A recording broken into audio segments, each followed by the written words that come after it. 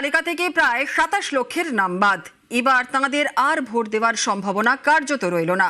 Supreme কোর্টের প্রধান বিচারপতি সূর্যকান্তর মন্তব্য, ট্রাইব্যুনালের ওপর চাপ তৈরি হলে বিচারে তার প্রভাব পড়বে। ট্রাইব্যুনাল চালানোয় সমস্যা তৈরি হবে।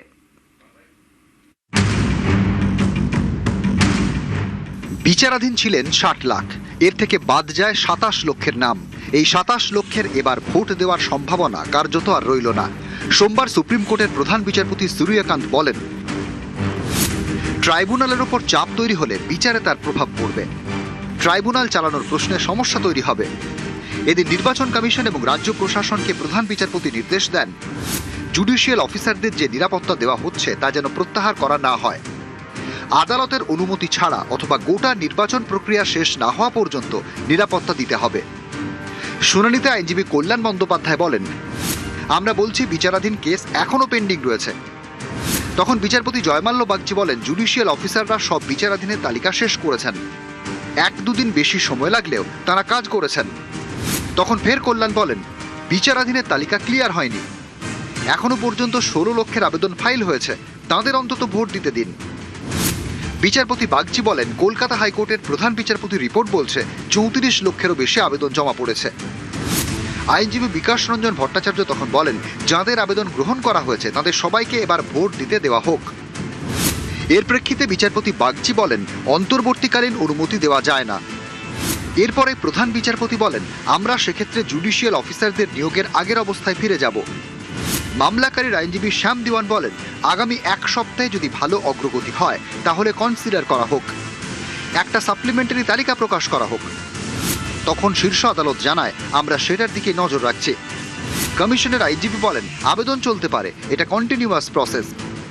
এই সময় প্রধান বিচারপতি বলেন, আজকে একটি আবেদন এসেছে, তারা ভোট দেওয়ার সুযোগ চাইছেন, সেরকমভাবে কিছু মানুষ নাম বাদ দেওয়ার জন্য আমাদের কাছে আসতে পারেন, এর জন্য আমরা একটা ব্যালেন্স করার চেষ্টা করছি। তখন আইনজীবী কল্যাণ বন্দ্যোপাধ্যায় বলেন, বাংলার মানুষ আপনাদের দিকে তাকিয়ে রয়েছেন, 34 লাখ মানুষ আবেদন করেছেন, মানে তারা বৈধ ভোটার। অর্থাৎ প্রশ্নটা রয়েই গেল, বিচারাধীন তালিকা থেকে বাদ যাওয়া 27 লক্ষ ভোটার কি এবার ভোট দিতে পারবেন? এ নিয়ে কোনো নির্দেশ এদিন দেয়নি সুপ্রিম কোর্ট। যেহেতু ট্রাইব্যুনালটা সুপ্রিম কোর্টের নির্দেশে তৈরি হয়েছে, 34 লক্ষ লোক অ্যাপিল করেছে, তাহলে এই 34 লক্ষ লোকের অ্যাপিলে যদি বৈধতা পাওয়া যায়, যদি তারা ভোটটাই দিতে না পারে, তাহলে তাদের কিছুই বাকি থাকছে না। আমরা জানি 132-তে তার পাওয়ার হচ্ছে আনলিমিটেড। সেই অর্ডারটা যদি হয় তাহলেই কিন্তু এই যারা মানুষ যদি বৈধ হিসেবে ঘোষিত করবে তাদেরকে, তারা ভোট দেওয়ার জায়গা তৈরি হবে। আজকে তো যেটা মনে হচ্ছে সুপ্রিম কোর্ট সেই পাওয়ারটা ব্যবহার করার দিকে ইঙ্গিত দিয়েছে। দেখা যায় যে ট্রাইব্যুনাল বললো যারা বৈধ ভোটার, তাহলে যদি ভোটটাই দিতে না পারে তাহলে তো 132 পাওয়ারটার কোনো মানে গ্রাউন্ড লেভেলে ফাংশনিং বা মানুষ এফেক্টিভনেস পেত না। সেটা সুপ্রিম কোর্ট বলেছে, they will consider that article 132 যদি তারা এই যে আমাদের ইলেকশন রুল সেটা বাইপাস করে এই যারা বৈধ ভোটার হিসেবে ডিক্লেয়ার হবে তারা যেন ভোট দিতে পারে। অনেকের মতে আগেই সুপ্রিম কোর্টের মন্তব্যে ইঙ্গিত মিলেছে, বিচারাধীন তালিকা থেকে যাদের নাম বাদ গিয়েছে তারা ট্রাইব্যুনালে আবেদন করতেই পারেন, কিন্তু এবার তাদের ভোট দেওয়ার কার্যত আর সম্ভাবনা নেই। গত শুক্রবার বিচারপতি জয়মাল্য বাগচি বলেন, আমরা বৃহত্তর আর্কিটেকচার ভাবছি। একটি নির্বাচনের একটি কাট অফ তারিখ রয়েছে, তার বাইরেও একটি সাংবিধানিক অধিকার রয়েছে। ভোটার তালিকায় থাকা এবং পরবর্তী নির্বাচনে ভোট দেওয়া সেটি অনেক বেশি স্থায়ী এবং বৃহত্তর বিষয়। প্রধান বিচারপতি সূর্যকান্ত বলেন, আপনারা তো স্থায়ীভাবে বঞ্চিত হচ্ছেন না।